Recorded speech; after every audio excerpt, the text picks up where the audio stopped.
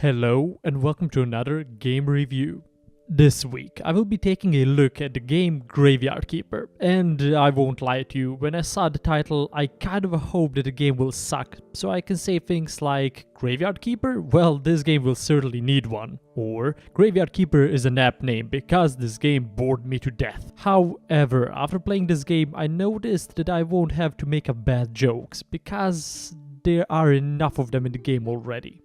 Okay, this might have been a bit too harsh. Comedy can't be really judged, besides the fact if it made me actually laugh. And I do have to confess that it did make me smile at least once, which should mean that the comedy part of the game did its job well. But, on the other hand, sometimes the jokes made me cringe so hard, like that moment when I finally unlocked the church and had to make a speech, and all the main character said was, "May the force be with you." It is not the reference that bothered me. I, like any nerd online, love Star Wars, but I couldn't see the main character saying anything like that the way he was set up before. It just made him look kind of dumb at that moment, and just for the sake of one joke.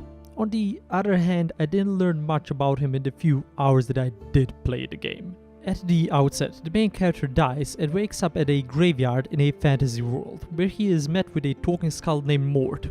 Oh wait, see what happened there? I mistook this game's witty and sometimes rude skull that talks nonsense and has a backstory that you don't know at the start with another one that's just the same. Oh, silly me. But this game's skull companion serves a bit like a tutorial, starting you off with a bit of information about the world, and he leads you into the main part of the game, which is tending to the graveyard. Which I have been led to believe makes this game differ from other ones of its type by the fact that it will make me do shady things like selling human flesh or doing other evil things to save money that will be in short supply and to build, as the game says, a thriving business, which I kind of did not find to be true. The game never rushes me to do anything, so I managed to sleep and grind out technology to start earning money quite easy, and the graveyard never posed a problem that I couldn't handle. And on top of all that, the coming back to this world business that the main character's story started off was pushed to the side and was something of a side story as I played through the game. You might have noticed that I didn't talk too much about the graveyard tending and building things, which is the main part of games like this.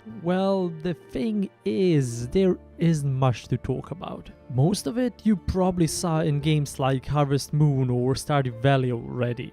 I started off by making simple things like wood chopping blocks and wood anvils until acquiring enough experience to research further into the skill tree, which I actually found quite interesting. It made this quite nice progression path that was easy to follow. But on the other hand, there was nothing rushing me in the game, so after I unlocked ways to get all three types of XP, I was able to just grind and sleep all the time, grinding up all the ore and wood around at my own leisure, but the lack of urgency made the game boring quite fast. And I know, there are things that happen only on certain days of the week and they help with the story progression, but they would never stop spawning, nor was there a penalty for missing them. They should have put something in the game that made you want to talk to those NPCs every week. Maybe random assortments of goods that change every week, which would make me want to go to the village and check out what they have, or the NPCs giving me deadlines to make me work a bit faster and thereby make the game more exciting. But like this, I had no reason to go out of my small place that I built.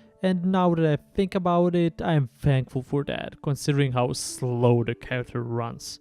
So, to wrap this all up, Graveyard Keeper is an okay game that is trying to sell itself on its humor and the morally questionable things that it is supposed to make the player do, which can be actually avoided by grinding for a while. And both of those things didn't really manage to make me recommend this game over others of its type.